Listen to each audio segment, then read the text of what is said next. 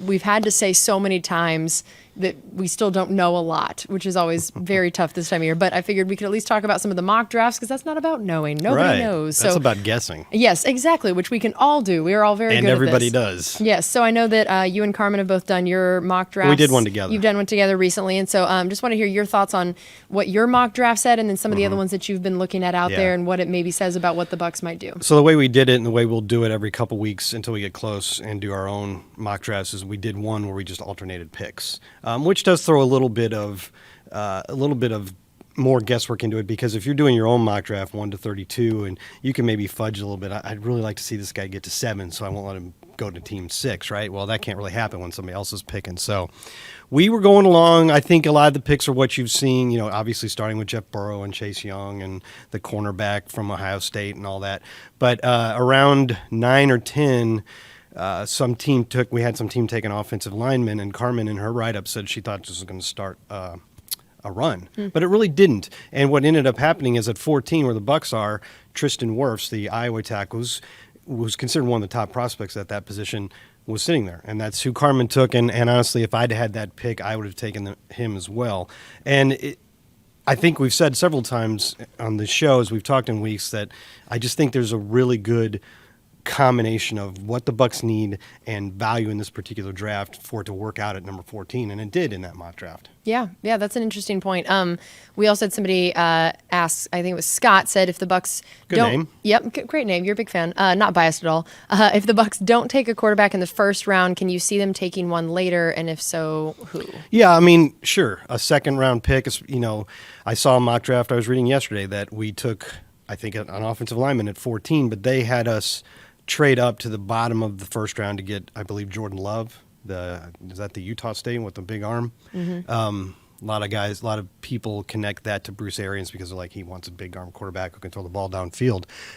So you can see if you can get that guy at the very end of round 1, then he maybe is also available in round 2. We're about 13 picks in round 2, I believe, pick number 45 overall. So sure, it could happen, and that could be an interesting approach that the Buccaneers take. Basically, we know what the options are at quarterback, right? Either Jameis Winston's back, or you sign a veteran free agent, or you draft a guy, or some combination of both. So maybe if you sign a veteran who is going to be a couple-year stopgap, then you also draft a guy that you're hoping you can develop. So sure, I could see that. Okay. We had a few different questions about now that Philip Rivers and the Chargers have announced that he will enter free agency, which we were talking about this before the show. You were pointing out is a little bit different than if he had actually been released. Yeah, take like Greg Olsen, the tight end who's been so good for Carolina for so long. They actually released him on February 2nd, and so he has actually visited a couple teams. I think Seattle and Washington, and obviously Washington makes a lot of sense because of reuniting with Ron Rivera. I don't know. I didn't check this morning. The Chargers and Philip Rivers, obviously, they made a statement. They all made statements and made it clear that they wouldn't pursue him in free agency, and that so their time together is over, right? But if they haven't released him yet, and I have to admit, I don't know. I didn't check. I wish I hadn't. But if they haven't released him yet, he can't start going and negotiating with other teams yet. They'd have to wait until that 72-hour period beforehand. But they might at some point make a move. I mean, it would make sense if they obviously have a lot of respect for him, as they said in their statements. If they want to give him the opportunity to go ahead and get started finding a new home legally under the system, then they would release him. So we'll see what happens. But I think the way it was worded was they'll let him enter free agency, which sounds like no roster move. And you that makes sense. So we've had a few different questions of if you were to be looking at Tom Brady or Philip Rivers as potential options. Those are the two names that everyone keeps loving to throw out there. Which would you prefer? Which would fit better here and in this system? I mean, who's going to say no to either of those two guys, right? I mean, Tom Brady's probably the greatest of all time, and Philip Rivers has Hall of Fame numbers. I guess neither of them necessarily has the huge arm anymore. I don't know if Tom Brady ever did have the huge downfield arm, and Philip Rivers did, but probably not as much anymore. I mean, come on, it's Tom Brady and Philip Rivers. I think they could do fine in any system. Yeah, it's hard not to pick Tom Brady when you have the option of picking one of, if not the greatest quarterback of all time.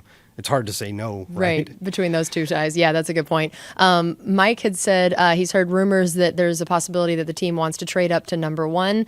So I feel like we can address that. And then also just overall the likelihood of them trading up at all, maybe not just to number 1, but in general. There's a lot to talk about there. And first of all, beginning with the very beginning of that question, rumors. I think what I would call that one is speculation, and you're going to see an awful lot of that. You'll see a report that the Buccaneers are considering this, and as you follow it back through the steps, like maybe you're reading it on Pro Football Talk, and then they've got it from some blog, and you realize what it was a radio guy making that speculation on his show. Does he really have a source that the Buccaneers want to trade up to number 1? We'll never know. That's a really, really aggressive move. Yeah. Not really in keeping with what Jason Light has normally done in the first round of drafts. And it probably just sprang from speculation. But we can't discuss the possibility. I mean, the thing about that trade is going from 14 to 1 is super, super, super expensive. But we do have a pretty close analog from recent years. When the Rams traded up to get Jared Goff, that was 2016.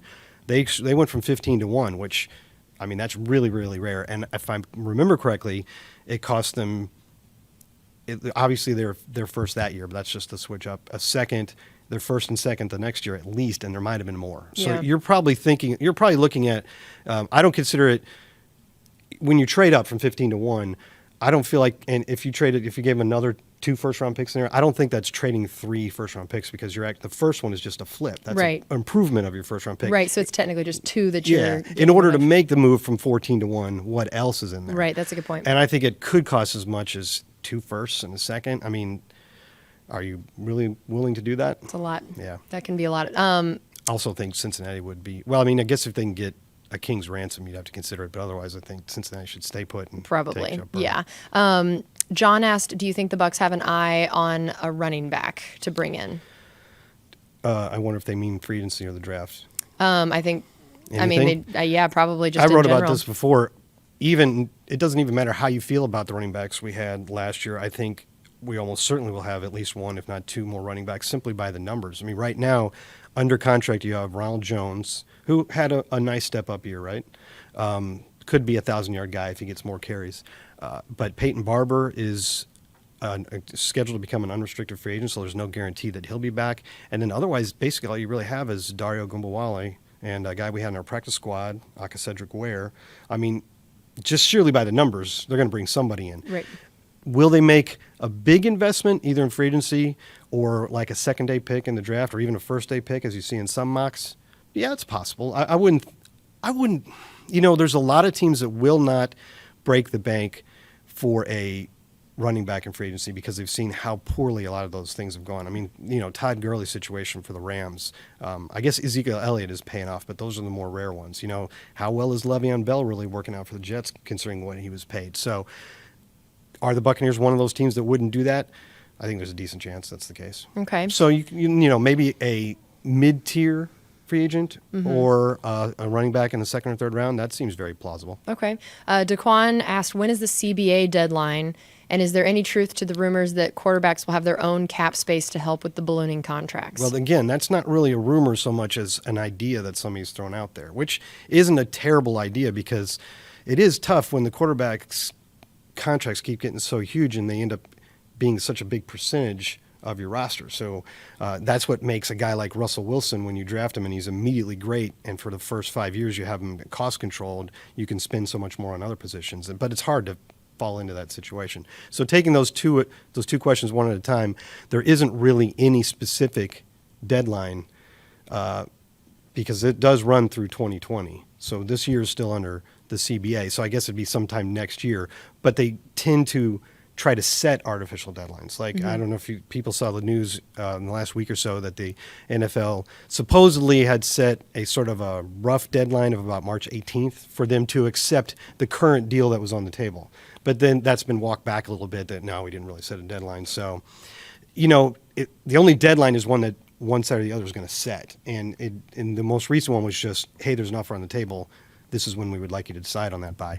I do think there's a lot of momentum of them wanting to get it done around the new league year, around March. I've heard a lot about that. And then the other half of that was, the quarterback thing. Right. It's an option, but so far I think that's just speculation. I don't think that's something that's actually considered a definite part of the agreement. Okay.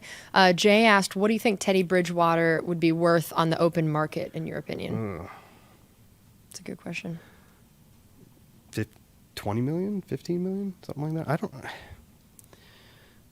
I don't know what he would be a starter, and he played well last year, and he was a former first-round pick. I like him a lot.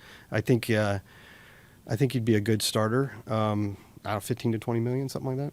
Yeah, I mean, I think It's probably sheer so guess. much of that depends on all the other potential quarterback domino pieces Good point. this year, that there are so many of them that we don't know if they're staying where they are, if they're going somewhere else. And then I feel like one move happens and it could cause this whole The big domino effect. And if you have a whole bunch of these top big name guys all of a sudden in movement, it could push his value maybe down with some of these other guys, or if a lot of guys stay put and then you still have a team or two that thought they were going to have more options, feeling like it could push his value up. Yeah, it could go either way. It's Yeah. like musical chairs. Either there's one too many quarterback, which is bad for the quarterbacks, Right. or one too many chairs, which would be good for the quarterbacks. Right, which is an interesting point.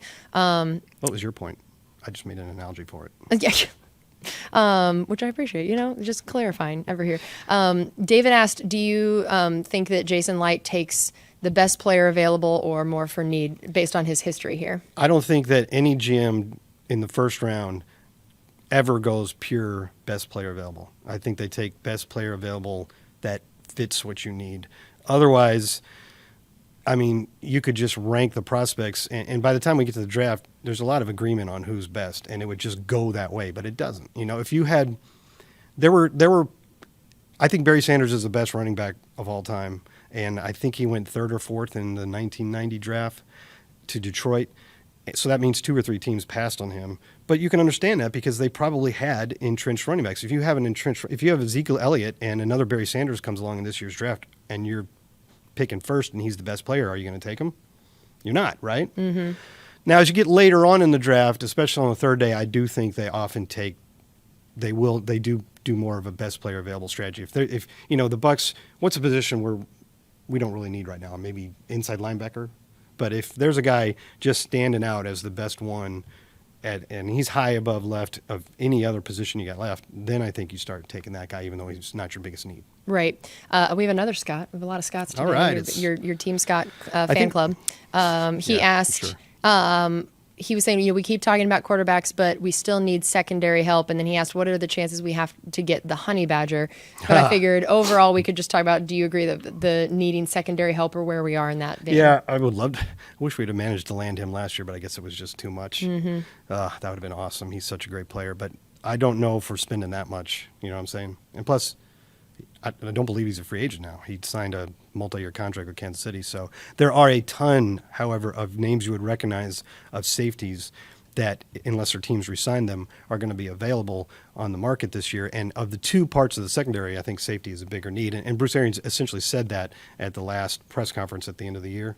He started talking about his cornerbacks. I think we're set. And you can understand that because by the end of the year, it looked like those 3 young guys are your frontline guys, right? And so you don't really need to go spend on another free agent quarterback. If you brought in another high-priced free agent cornerback, who gets bumped from the top 3? You like all those guys: Sean Murphy, Bunting, Carlton Davis, and Jamel Dean. So then you talk about safety and said, I think we're set at safety, but then he kind of said, well, maybe not. And you're talking about the injury situation with Justin Evans. It's still a big question mark. They did like Dakota Dixon, but he got hurt and really isn't proving yet, but they like him a lot. So there's a lot more question marks at safety, and I do think safety is a position the Bucs could look at with a value signing in free agency, and there are a lot of them out there. I mean, the 2 big names that'll get the biggest contracts are Justin Simmons and Anthony Harris.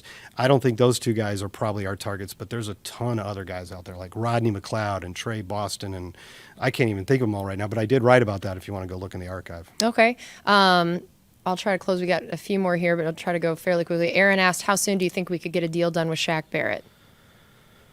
I tend to think, as I've said before, that these things kind of bump towards the deadline because both sides are probably trying to get a little bit more of what they want, right? And so there's no reason to settle until the deadline's looming. Mm-hmm. And I looked at all the players that we re-signed. I went through our transactions for like the last 10 years, and all the bigger name guys that we re-signed before the start of free agency were always in March. They're not in February. And this year, the deadline, the free agency is until March 18th, which is later. It's usually more around like the 10th.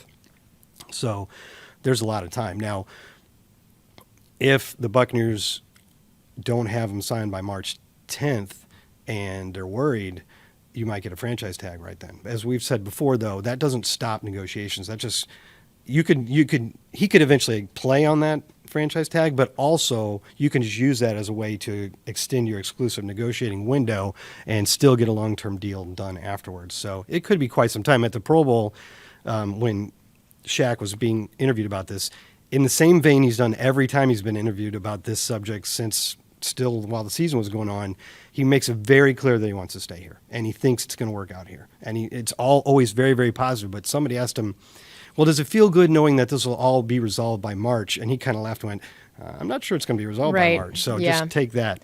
And then we'll close with this one. Jonathan said, do you think O.J. Howard is actually on the trade block? And if so, what are the chances we actually trade him?